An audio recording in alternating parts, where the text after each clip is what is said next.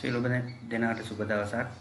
අද අපි කතා කරන්න හදන්නේ සාපේක්ෂ ප්‍රවේගයේ 2014 අපිට භාගයට ආපු ගැටලුව සම්බන්ධවයි. බලමු අපි කොහොමද මේ ගැටලුව විසඳන්නේ කියලා. බලමු ගැටලුව මොකක්ද කියලා ඉස්සෙල්ලාම. ඍජු සමාන්තර ඉවුරු සහිත ගඟක් u ඒකාකාර ප්‍රවේගයෙන් ගලා බසී. A හා B ලක්ෂ දෙක එක යුරකද අනෙක් යුරේද පීඨා ඇත්තේ AB යන u සමග u කියන්නේ එතන සිම්පල් u සමග ඇල්ෆා සුළු කෝණයක් සාධන පරිදිය. පිරිමි ළමේ A වලින් ආරම්භ කර ජලයට සාපේක්ෂව අචල දිශාවකට විශාලත්වය 2ක් u වූ නියත ප්‍රවේගයකින් පිහිනමින් B වෙත ළඟා වෙයි. මෙහි u සමානයි මාපාංක u වේ. ඉන්පසු b වලින් ආරම්භ කර a වෙත ආපසු පැමිණෙන පරිදි ජලයට සාපේක්ෂව අචල දිශාවකට එම දෙකක් u විශාලත්වයේම සහිත ප්‍රවේගයකින් පිහිනයි. AB a සිට b දක්වා චලිතය සඳහාද b සිට a දක්වා චලිතය සඳහාද ප්‍රවේග ත්‍රිකෝණවල දල සටහනක් එකම රූපයක අඳින්න. එනයින් a සිට b දක්වා චලිතය සඳහාද b සිට a දක්වා චලිතය සඳහාද ජලයට සාපේක්ෂ ඔහුගේ ප්‍රවේගය පිළිවෙලින් AB හා BA සමග θ කෝණයක් සෑදිය යුතු බව පෙන්වන්න. මෙහි sin θ සමානයි භාගයක් sin α වේ. B සිට A දක්වා පිහිනීමට ගත් කාලය A සිට B දක්වා පිහිනීමට ගත් කාලය මෙන් K විස්තර කරලා තියෙනවා. K එකට වඩා විශාලයි 3ට වඩා අඩුයි. ගුණයක් නම් cos θ සමානයි භාගයක් k ධන 1 බෙදීම k ඍණ 1 cos α බව පෙන්වන්න. sin θ හා cos θ සඳහා වූ ඉහත ප්‍රකාශන භාවිතයෙන් cos α k ධන 1 බෙදීම 2ක් මූල 3 බෙදීම k බවද පෙන්වන්න. හරි. අපි බලමු කොහොමද මේ ගැටලුව විසඳන්නේ කියලා. පළවෙනිම කියලා තියෙනවා ඍජු සමාන්තර ඉවුරු සහිත ගඟක් u ඒකාකාර ප්‍රවේගයෙන් ගලා බසී. ඒ කියන්නේ ගඟක් තියෙනවලු. ඍජු සමාන්තරයි u ඒකාකාර ප්‍රවේගයෙන් මේ ගඟ ගලා බසිනවා. ජලයේ ප්‍රවේගය u ඒකාකාර ප්‍රවේගයෙන් ගලා බසී.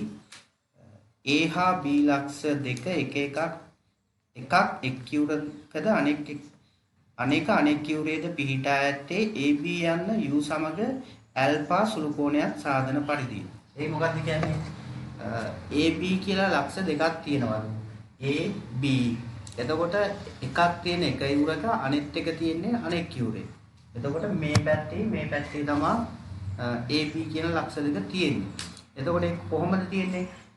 AB කියන එක ඒ කියන්නේ AB කියන්නේ මොකක් හරි රේඛාවක්නේ. අපි අරනවා AB කියන එක හදනවලු කෝණයක් u සමග ඇල්ෆා කෝණයක් හදනවලු. ඒ කියන්නේ මෙන්න මේ u කියන්නේ මෙන්න මේ දිශාව. මෙන්න මෙයා සමග හදනවලු ඇල්ෆා කෝණයක්. ඒ ඇල්ෆා කෝණය තවත් හඳුන්වලා තියෙන එක සුළු කෝණයක්. එහෙනම් අනිවාර්යයෙන්ම මෙන්න මෙයා සමග සුළු කෝණයක් තමයි සාදන්න ඕනේ ඇල්ෆා කාරේ. මහා ඍජු කෝණයකුත් නෙවෙයි මහා කෝණයකුත් නෙවෙයි. එතකොට AB කියන එක මෙන්න මේ u සමග ඇල්ෆා AB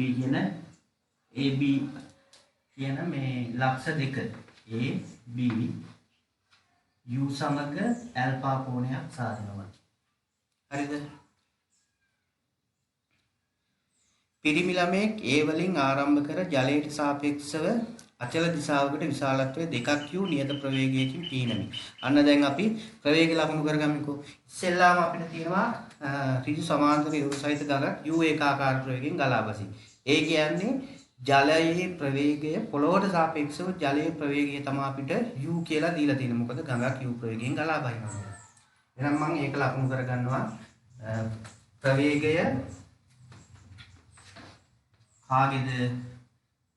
ජලයේ පොළොවට සාපේක්ෂව මෙහෙට යනවා u කියලා ප්‍රවේගයකින්. හරිද? ඊට පස්සේ ජලයට සාපේක්ෂව අචල දිශාවකට විශාලත්වයේ 2ක් u නියත ප්‍රවේගයකින් පිහිනමින් පිරිමි ළමයෙක් A වලින් ආරම්භ කර ජලයට සාපේක්ෂව අචල දිශාවකට දෙකක් u නියත ප්‍රවේගයකින් පිහිනමින්. එතකොට මොකක්ද එතන කියන්නේ? ඒ දීලා තියෙන ප්‍රවේගය දීලා තියෙනවා අපිට ජලයට සාපේක්ෂව අචල දිශාවකට. ඒ කියන්නේ දිශාව අපිට දීලා නැහැ. දෙකක් u නියත ප්‍රවේගයකින් පිහිනනවා කියලා කියනවා. ඒ කියන්නේ අපිට දිශාව දීලා නැහැ. අපිට දීලා තියෙන්නේ මොකද්ද? විශාලත්වය විතරක් දීලා තියෙනවා. ඒ කියන්නේ ජලයට සාපේක්ෂව ළමයාගේ ප්‍රවේගය ජලයට සාපේක්ෂව ළමයාගේ ප්‍රවේගය 2u. අචල දිශාවට අපි දන්නේ නැහැ, දිශාව දීලා නැහැ. පිහිනමින් b වෙත ළඟා වේ. එයා එනවලු මෙතන ඉඳන් කොහෙට හරි. ඒ කියන්නේ එයා පොළොවට සාපේක්ෂව දැන් මම මෙතන ඉන්නවා නම් මෙයා කොහෙට හරි ඔළුව දාලා පීනනවා. එයා මට පේන්නේ දැන් මෙයා මෙන්න මේ පැත්තට වාගේ පීනනවා වගේ පොළොවට සාපේක්ෂව මෙයා මෙහෙට ජලයට සාපේක්ෂව එයා පීනන යම්කිසි දිශාවකට. හරිද? මෙන්න මේ ජලයට සාපේක්ෂව ළමයාගේ දිශාව අපිට දීලා නැහැ. එයා කොහෙට හරි ජලයට සාපේක්ෂව පිහිනවා. ඇත්තටම එළියේ ඉන්න කෙනෙකුට පේනවා මෙයා යන්නේ ඉඳන් B දක්වා. පොළවේ ඉන්න කෙනාට. මොකද මෙයා දැන් මෙහෙම දැන් ඇත්තටම මෙයා ජලයට බැහැලා මේ අතට පීනවා කියමුකෝ. මෙහෙට. ඒ ඉඳන් B දක්වා යන්න මෙයා මෙන්න මේ ප්‍රවේගයෙන් මෙන්න මේ දිශාවට ඔළුව දාලා පීනනවා. හැබැයි මොකද වෙන්නේ? මේ ජලයේ u ප්‍රවේගයක් තියෙනවා. එතකොට මේ ජලයක් මෙයා මෙහෙට තල්ලු කරනවා. එතකොට මෙයාගේ ප්‍රවේගයෙන් මෙයා ඔළුව දාගෙන ඉන්නේ මෙතෙන්ද. එතකොට මේ u ප්‍රවේගය නිසා මෙයා මෙහෙට තල්ලු කරගෙන ඉන්න මෙයා තව මෙහෙට යනවා. එතකොට මෙන්න මේ වාගේ පැත්තට තමයි යන්නේ. එතකොට b ට එන්නේ නැහැ. ඒකින්ද මෙයා ඔළුව දාන්න ඕන මෙහෙට ඔළුව දාලා පීනනකොට වැඩක් නැහැ. මෙන්න මේ පැත්තට වාගේ ඔළුව දාලා පීනන් ගත්තොත් තමයි මෙහෙම මේ a ඉඳන් b දක්වා යන්නේ. එතකොට මට පේන්නේ, ඒ කියන්නේ මෙතන ඉන්න එක්කෙනෙකුට පේන්නේ, මෙතන ඉන්න එක්කෙනෙකුට පේනවා මිනිසා ළමයා මෙතන ඉඳන් මෙතෙන්ට යනවා. ඒ කියන්නේ පොළොවේ ඉන්න එක්කෙනෙකුට මෙයා මෙතෙන්ට යනවා පේනවා. ඒ කියන්නේ දිශාව පොළොවට සාපේක්ෂව මෙතන ඉඳන් මෙතෙන්ට. හැබැයි ප්‍රවේගය දන්නේ නැහැ. ප්‍රවේගය දන්නේ අපි ජලයට සාපේක්ෂව අපිට දීලා තියෙන නිසා. එතකොට අපි ඒක ලකුණු කරගන්නකො. ප්‍රවේගය ළමයාගේ පොළොවට සාපේක්ෂව ළමයාගේ ප්‍රවේගය මෙන්න මේ පැත්තට a b කෝණය ඇල්ෆා අනත. අපි දන්නවනේ අනිවාර්යෙන් b ලක්ෂයට යනවා කියලා. ඒකින්ද a b දිශාවට පොළොවට සාපේක්ෂව යනවා. ඕක තමයි පළවෙනි අවස්ථාව. u සමානයි මාපාංක u a. ඒ කියන්නේ u ම තමයි u ගේ විශාලත්වය කියලා එන්නේ. ඒ කියන්නේ u කියන්නේ ධනාගයක් දිශාව මේ පැත්තටම තමයි. හරිද? ඊට පස්සේ ඉන්පසු B වලින් ආරම්භ කර A වෙත ආපසු පැමිණෙන පරිදි ජලයට සාපේක්ෂව අචල දිශාවකට එම දෙකක් u විශාලත්වයේ සහිත ප්‍රවේගයකින් පිහිනයි. ඊට පස්සේ මොකද කරන්නේ මෙයා? මේ පළවෙනි අවස්ථාව.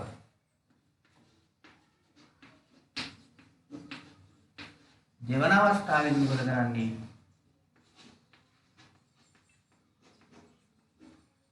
ජලයේ ප්‍රවේගය පොළොවට සාපේක්ෂව ඒකමයි. ඒක වෙනස් වෙන්නේ නැහැ. ළමයා මෙහෙට ආවා කියලා ගඟ අනිත් පැත්තට හැරෙන්නේ නැහැ නේ. එයා u ම තමයි. ජලයට සාපේක්ෂව ළමයාගේ ප්‍රවේගයේ විශාලත්වය දීලා තියෙනවා ඉස්සෙල්ලා වාගෙම දිශාව එකෙත් දීලා නැහැ. ළමයා ජලයට සාපේක්ෂව දෙකක් u ප්‍රවේගයකින් එනවා. එහෙම නේද කියන්නේ? B වලින් ආරම්භ කර ඒ වෙත ආපසු පැමිණි පරිදි ජලයට සාපේක්ෂව අචල දිශාවකට දෙකක් u විශාලත්වයේ සහිත ප්‍රවේගයෙන් පිහිනයි. A සිට B දක්වා තමයි එන්නේ. එතකොට පොළොවට සාපේක්ෂව ආපහු මෙයා එන්නේ. මට මේ මෙතන ඉන්න කෙනෙකුට පේන්නේ මෙතන ඉඳන් මෙතෙන්ට. ඒ කියන්නේ පොළොවේ ඉන්න කෙනෙකුට පේනවා මෙයා මෙතෙන්ට එනවා. හැබැයි ප්‍රවේගය කොහොමද කියලා දන්නේ නැහැ. ළමයා පොළොවට සාපේක්ෂව මෙන්න මේ පැත්තට එනවා. කෝණය ඇල්ෆා ආනතයි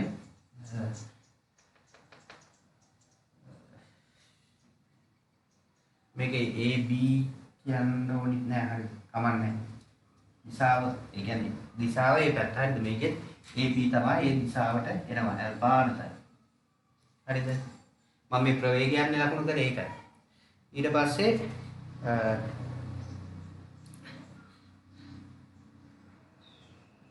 එක එකම දැන් අහනවා මේ A B චලිතය දක්වාද B A චලිතය දක්වා සඳහාද B ප්‍රවේග ත්‍රිකෝණ එකම සටහනක අඳින්න. හරි. කියන්නේ දැන් කියනවා මේ දෙකටම චලිත දෙකටම ප්‍රවේග ත්‍රිකෝණය එකම සටහනක අඳින්න කියලා. මම ගන්නවා මෙතන සාපේක්ෂ ප්‍රවේග මූලධර්මය දානවා. සාපේක්ෂ ප්‍රවේග මූල ධර්මයට අනුව දෙකට වෙන වෙනම දාන්නම්කම. අපෙන් අහන්නේ මොකද්ද? ප්‍රවේග ත්‍රිකෝණ අඳින එනයින් B A සිට B දක්වා චලිත සඳහා B සිට A දක්වා චලිත සඳහාද ජලයට සාපේක්ෂව ඔහුගේ ප්‍රවේගය අහනවනේ. ඒ කියන්නේ මෙතනින් මම ජලයට සාපේක්ෂව ඔහුගේ ප්‍රවේගය හොයනවා. ප්‍රවේගය ළමයාගේ ජලයට සාපේක්ෂව. එතකොට මේක අපි එනවා ප්‍රවේගය අමතරව තියෙන කවුද? පොළව.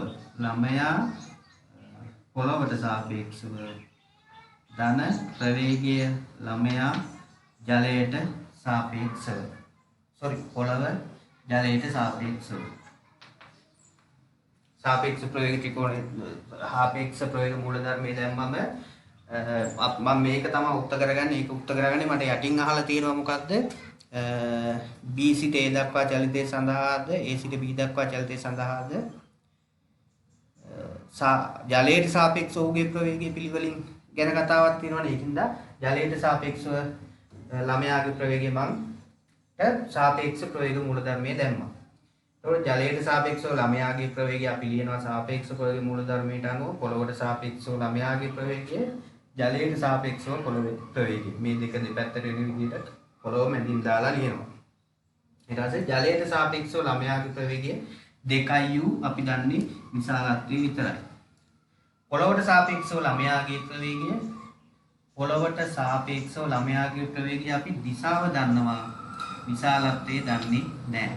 මේක දාගන්නවා මම PQ කියලා. ජලයට සාපේක්ෂව පොළොව යනවා. පොළොවට සාපේක්ෂව ජලය නම් අර පැත්තට, ඒකේ අනිත් පැත්ත තමයි මෙතන තියෙන ජලයට සාපේක්ෂව පොළොව. එහෙනම් ඒකේ දිශාව අනිත් පැත්තට හරවනවා U. හරිද? මේක තමයි පළවෙනි අවස්ථාව. ඊට පස්සේ දෙවෙනි අවස්ථාවට මම ගත්තාම සාපේක්ෂ ප්‍රවේග මූලධර්මයේ දැම්මම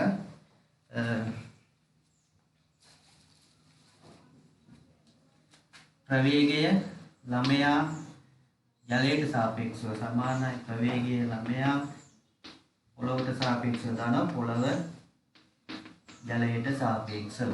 පොළොවට සාපේක්ෂව ජලයට සාපේක්ෂව ළමයාගේ ප්‍රවේගය ඒ වෙලාවෙත් 2u ප්‍රවේගයෙන් තමයි එනවා කියන්නේ.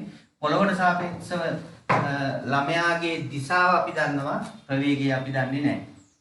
මොකද එයා ඒ හිටපු තැනටම අපහු වෙනවා කියලා කියනවා.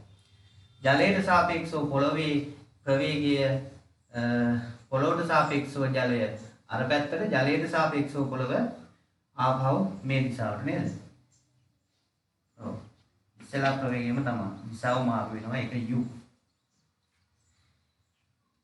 පොළොවට සාපේක්ෂව ජලය මේ දිශාවට, අපේ තියෙන ජලයට සාපේක්ෂව පොළොව ඒකේ අනිත් පැත්ත. දැන් කියනවා මේ දෙකම එකම ත්‍රිකෝණය අඳින්න කියලා. මේක PQ මම දාගන්නවා.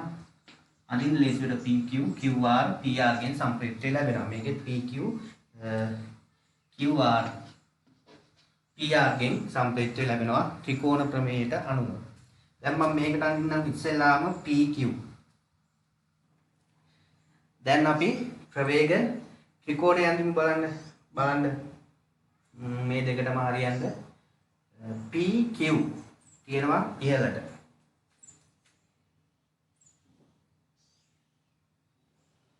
කෝණයක් ගන්නටයි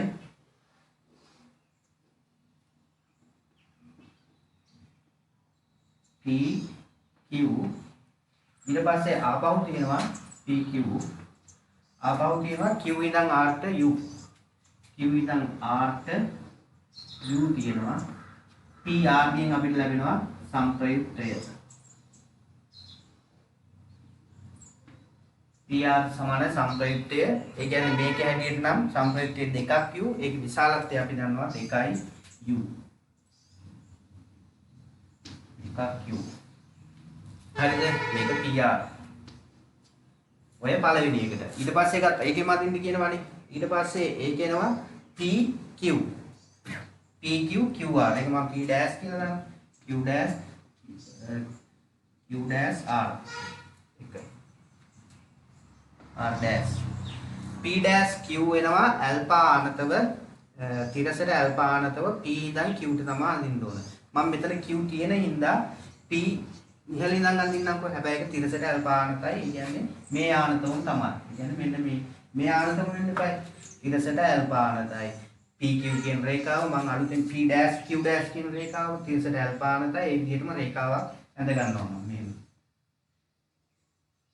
එතන P dash උඩ මේක එනවා මෙහෙට. හරිද? ඊට පස්සේ P dash Q dash ඉඳන් එනවා R dash ට U ප්‍රවේගයක විශාලත්වය. එතකොට මෙතන ඉඳන් මේක Q dash වෙන්න ඒ කියන්නේ Q dash උත් එතරම් තමයි තියෙන්නේ. එතකොට Q dash ඉඳන් R dash ට U වෙනවා. ඒ කියන්නේ මෙන්න මේ කුඩම තමයි ඒකත් එන්නේ. අපිට දැනගන්න පුළුවන්. එතකොට මේකේ සම්ප්‍රයුක්ත වෙනවා P dash R කියන එක මෙන්න මේකේ. මේකේ විශාලත්වය අපිට දීලා තියෙනවා 2ක් u කියලා. හරි. ඔන්න අවස්ථා දෙකම එකම ප්‍රවේග ත්‍රිකෝණයේ ඇඳගත්තා. ඊට පස්සේ අපි අහලා තියෙනවා මේකේ කියලා තියෙනවා AB BAV A සිට A9 A සිට B දක්වා චලිතය සඳහාද B සිට A දක්වා චලිතය සඳහාද ජලයට සාපේක්ෂ ඔහුගේ ප්‍රවේග පිළිවෙලින් ජලයට සාපේක්ෂව ඔහුගේ ප්‍රවේගය තමයි අපිට මේ හොයාගත්තේ නේද? ජලයට සාපේක්ෂව ළමයාගේ ප්‍රවේගය. මේ තියෙන්නේ 2ක් u දිශාව වෙනවා. මේකත් 2ක් u මෙන්න මේ දිශාවට තමයි එන්නේ. ජලයට සාපේක්ෂව ප්‍රවේගය තමයි අපි මේ 2ක් u කියලා එන්නේ. ජලයට සාපේක්ෂව ඔහුගේ ප්‍රවේග පිළිවෙලින් AB BA සමග AB කියලා කියන්නේ මෙන්න මේකේ මෙන්න මේ දිශාව. එතකොට මේකේ නම් මෙන්න මේ දිශාව. PQ කියලා ගත්තේ මං ඇත්තටම පොළවේ යන දිශාව. මෙන්න මේ මෙතන. මේ PQ කියලා ගත්තේ. මෙන්න මෙයා සමග. නැත්තම් එනකොට නම් මෙයා සමග. හදනවලු මේ ත්‍රිකෝණය නම් මෙන්න මේ PQ සමග මෙයා P dash Q dash සමග මේ යද්දි මේ යද්දි. එයා සමග ඔහුගේ ප්‍රවේග වලින් AB BA සමග θ කෝණයක් සෑදිය යුතු බව පෙන්වනවා. හරි. ඒ කියන්නේ මෙන්න මේ කෝණ දෙක අන්නේ මෙයා සමගයි මෙන්න මේකයි සාධන කෝණය. මෙන්න මේ දෙකම සමානයි කියලා කියන්නේ. සමානයි කියලා පෙන්වන්න කියන්නේ. අපිට කෙලින්ම කියන්න පුළුවන් මේකත් 2ක් Q මේකත් 2ක් Q P dash R ත්‍රිකෝණයෙන් මට කියන්න පුළුවන් මේක සමද්විපාත ත්‍රිකෝණයන්නේ. ඒ කියන්නේ මේ දෙකම සමානයි θ. මෙන්න මේකට මට θ කියලා නම් කරන්න පුළුවන් කෝණ දෙකම. ඊට පස්සේ මම ගත්තොත් මේක මේ θ අපිට පෙන්වන්න කියලා තියෙනවනේ. ඒ කියන්නේ මේ θ කියලා අරගෙන ඒ θ මොකක්ද කියලා කියනවා. හරිද? සෑදිය යුතු බව පෙන්වන්නු. ඒ මොකක්ද ඒ කෝණය? θ කෝණය සෑදිය යුතු බව පෙන්වන්නලු. එතකොට ඒ θ මොකක්ද කියලා දීලා තියෙනවා. එතකොට අපිට හොයන්න ඕන θ. එතකොට ඒක කොහොමද හොයන්නේ අපි? මම කෙලින්ම ගන්නවා සම්බන්ධයක් මෙන්න මෙතන ඉඳන් මේ ත්‍රිකෝණය. ඊටකින් යහන්නේ. ඔන්න ඔක ගත්තා. මෙතනට මම දා ගන්නවා R L කියලා. ඊට පස්සේ ළමයි මට මෙන්න මේ ටික අවශ්‍ය වෙන්නේ නැහැ නේ. මම දැන් ඇඳගත්ත නිසා මම මේ ටික මකලා දාන්නම්. හරි ළමයි අපිට දැන් මම ආපහු ඇඳගත්තා. මම මේක ලොකුවට අර ඇඳපු රූපේම තමයි මේක පොඩ්ඩක් ලොක් කරලා ඇඳගත්තා. ඊට පස්සේ අපිට හොයන්න මම මෙන්න මෙතනින් දා ගන්නවා ඒකාවක් ඇඳලා මේක දා ගන්නවා L කියලා. RL. ඊට පස්සේ මම මේ RL කියන එක ලියනවා මම මේකත් 2ක් Q 2ක් Q මෙන්න මේ දෙපැත්තෙම සමාන ලකුණු දාලා ලියනවා RL හොයනවා මම. RL සඳහා මෙන්න මේ P L R කියන ත්‍රිකෝණයෙන් මට ලියන්න පුළුවන් RL කියන එක 2ක් Q sin θ මෙන්න මේක. අංශ 90යි නේ. ඒකට 2ක් Q sin θ.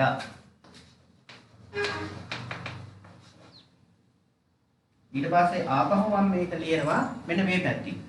මෙන්න මේ P dash R L කියන ඍජු කෝණ ත්‍රිකෝණය මේකත් මේ පැත්තට ලම්බක නිසා ඒ ත්‍රිකෝණෙ මුල් ලියනවා RL කියන්නේ 2q sin theta.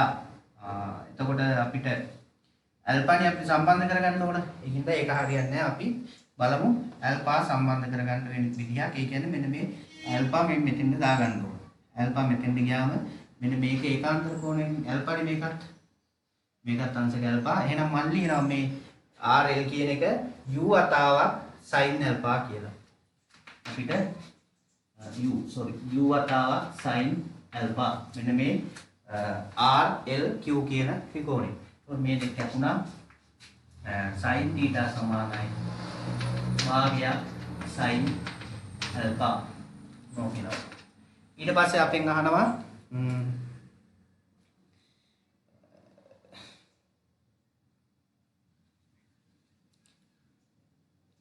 කාලය මෙහි B සිට A දක්වා පිහිනීමට ගත් කාලය A සිට B දක්වා පිහිනීමට ගත් කාලය මෙන් K ගුණයක් නම් cos θ සමාන ඔන්න ඔය ප්‍රකාශනය පෙන්වන්න කියනවා. එතකොට අපි දන්නවා මේ තියෙන්නේ ජලයට සාපේක්ෂව ළමයාගේ ප්‍රවේගය, මේකත් ජලයට සාපේක්ෂව ළමයාගේ ප්‍රවේගය. ආපහු වෙන චලිතය මේක තමයි පොළොවට සාපේක්ෂව ජලය ළමයාගේ ප්‍රවේගය, මේකත් පොළොවට සාපේක්ෂව ළමයාගේ ප්‍රවේගය. මේ යනකොට පොළොවට සාපේක්ෂව ළමයාගේ ප්‍රවේගය, මේ එනකොට පොළොවට සාපේක්ෂව ළමයාගේ ප්‍රවේගය. එතකොට අපි අහන්නේ කාලයනේ. එතකොට යෑමට ගත වූ කාලය අපි දන්නවා මේ දුර බෙදනවා ප්‍රවේගයෙන්. AB කියන දුර බෙදනවා AB යෑමට ප්‍රවේගයෙන් බෙදුවම අපිට එනවා AB යෑම සඳහා ගත වූ යනකොට ගත කරපු ඒ කියන්නේ මේ AB යන්න ගිය ප්‍රවේගය AB දුර ඒ ප්‍රවේගයෙන් බෙදුවම අපිට එනවා මෙයාට මෙතෙන් A ඉඳන් B දක්වා යෑමට ගත වූ කාලය. එතකොට ඒක නිසා අපි කලින්ම හොයාගන්න AB කියන දුර අපි නිකන් AB කියලා හිතමු. එතකොට ඊට පස්සේ අපිට හොයාගන්න ඕන A ඉඳන් B ට යෑමට ගත වූ යන ප්‍රවේගය. එතකොට අපේ මේක ජලයට ළමයාගේ ජලයට සාපේක්ෂව ප්‍රවේගය, මේකත් ළමයාගේ ජලයට සාපේක්ෂව ප්‍රවේගය. අපිට ඕන පොළොවට සාපේක්ෂව ප්‍රවේගය. يعني මෙන්න මේ PQ කියන එක ඕන. ඊට පස්සේ එන ගමන් P dash Q dash කියන ප්‍රවේග ඕන. එතකොට මේ ප්‍රවේග දෙක අරගත්තට පස්සේ දුර ප්‍රවේගයෙන් බෙදුවම කාලය එනවා. ඒ කියන්නේ ඉස්සෙල්ලාම අපි හොයන්න ඕන PQ. A ඉඳන් B ට යන කාලය හෙවීමට A සිට B දක්වා යාමට T1 කාලයක් නම් T1 සමානයි AB බෙදීම මෙන්න මේ ප්‍රවේගය PQ. ඊට පස්සේ අනිත් එක ගත්තොත් B සිට A ට T2 නම් T2 සමානයි ඒ දුර AB ප්‍රවේගය P dash Q dash. එතකොට PQ කියන්නේ මොකද්ද?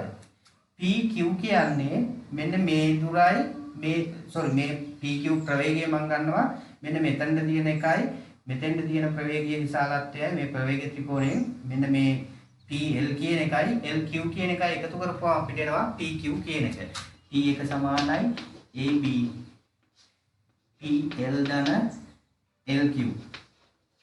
T2 ගත්තොත් T2 කියන්නේ මෙතන ඉඳන් මෙතෙන්ට තියෙන එකනේ. ඒක මම ගන්නවා මෙන්න මේ P dash L කියන එකෙන් අඩු කරනවා QL කියන එක.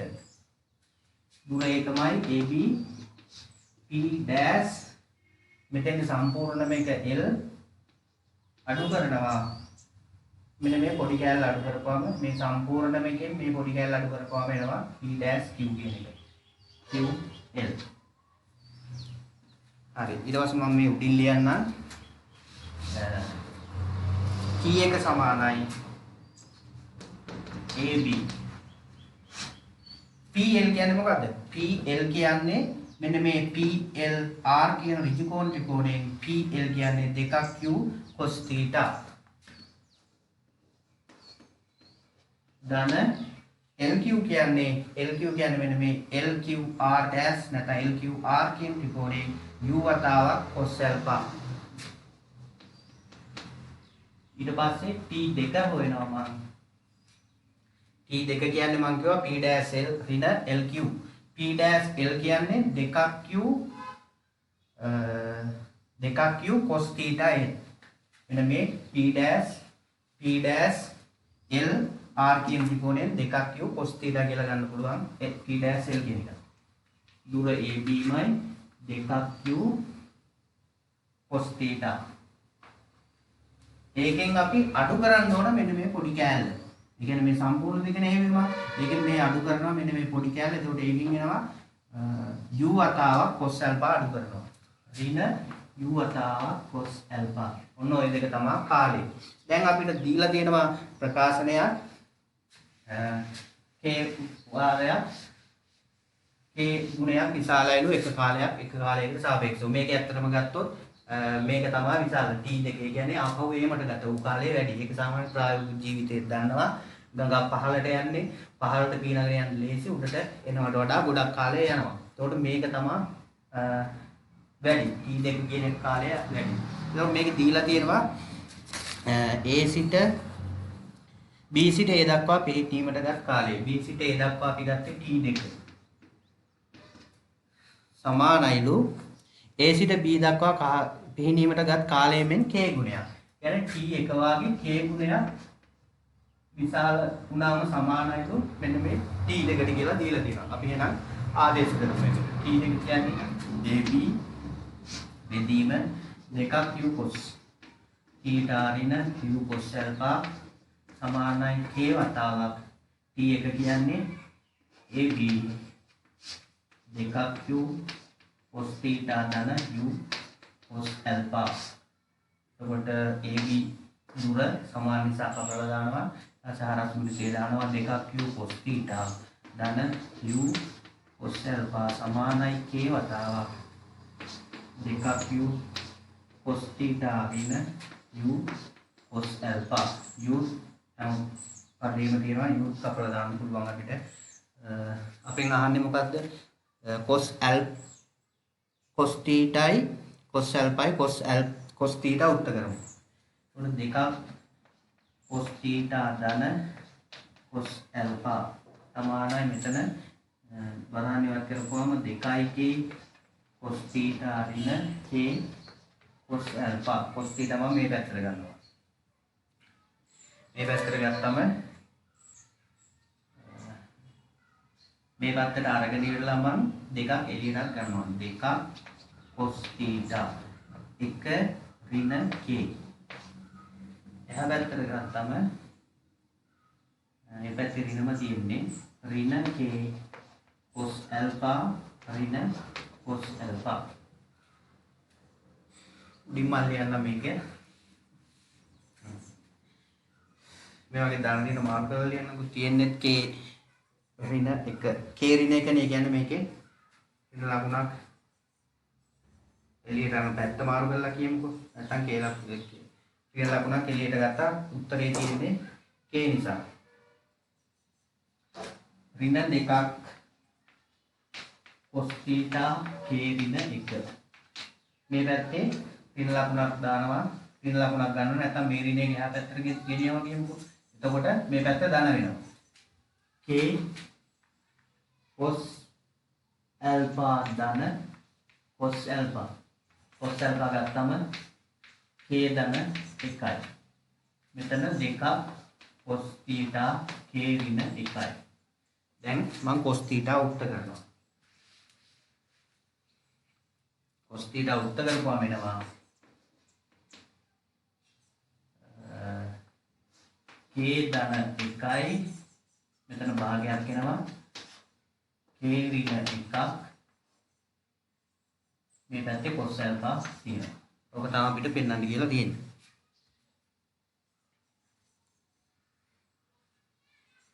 ඊට පස්සේ sin theta හා cos theta සඳහා වූ ඉහත ප්‍රකාශන භාවිතයෙන් මෙන්න මේ ප්‍රකාශනය පෙන්වන්නු. cos theta ආවා මෙහෙම.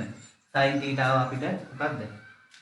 sin theta ආවා භාගයක්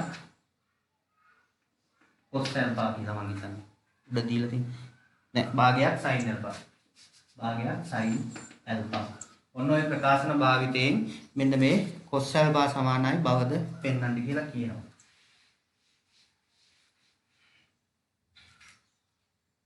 හරි. දැන් මේක අපිට වැදගත් නැහැ නේ කිවරින්ද ඒක අයින් කරමු. කත්ම කරනවා මම. මට ලියන්න පුළුවන් සමීකරණයක් cos වර්ගයේ θ ධන sin වර්ගයේ θ සමානයි 1යි. එතකොට cos වර්ගයේ θ ධන මම අතරින් ආදේශ කරා අපිට ඒක භාවිතා කරන්න කියලා තියෙනවා. 1 බෙදීම 4ක් k ධන 1 බෙදීම k ඍණ 1 මේකේ වර්ගය cos වර්ගය alpha ධන sin වර්ගය θට මට ලියන්න පුළුවන් 1 බෙදීම 4ක් sin වර්ගය alpha කියලා සමානයි 1යි. අපෙන් අහන්නේ මේක cos alpha සඳහා උත්තර කරන්න කියන්නේ.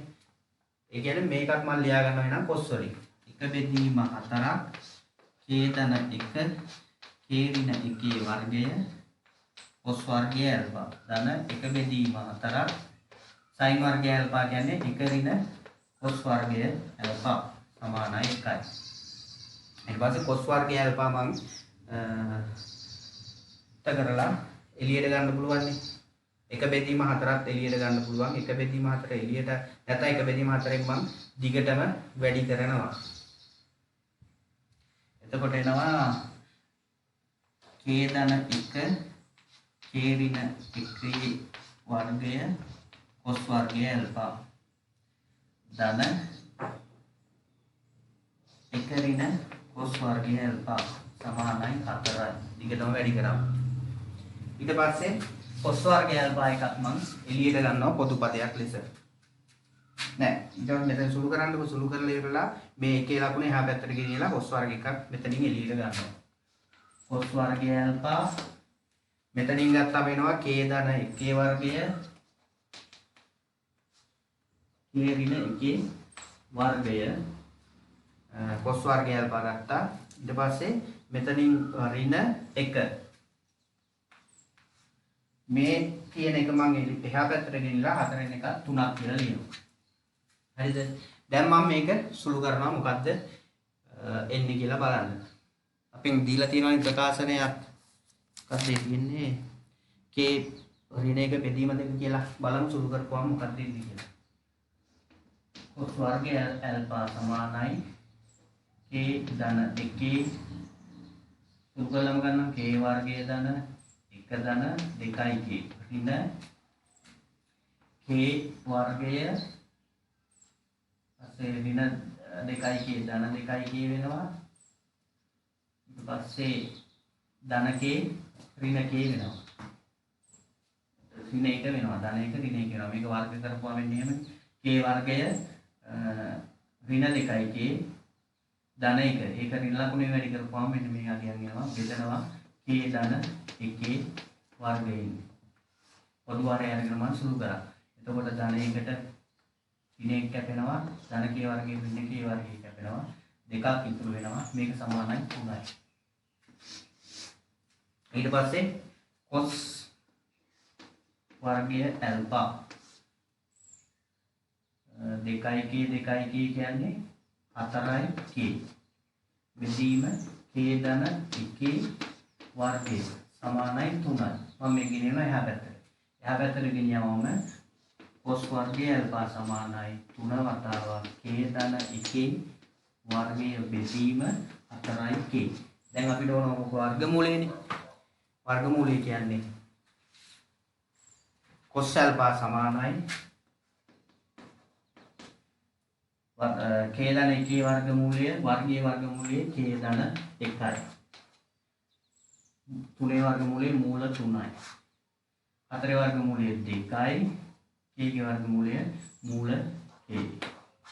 ඒ කියන්නේ k ධන 1 බෙදීම 2යි මූල 3 බෙදීම මූල k කියලා අපිට ලියන්න පුළුවන්. ඕක තමයි අපිට ඔප්පු කරන්න කියලා දීලා තියෙන ප්‍රකාශනය. හරි කොහොම ස්තුති මේ හදාගන්න ඔය විදියට 2014 ගැටලුව විසඳන ආකාරය.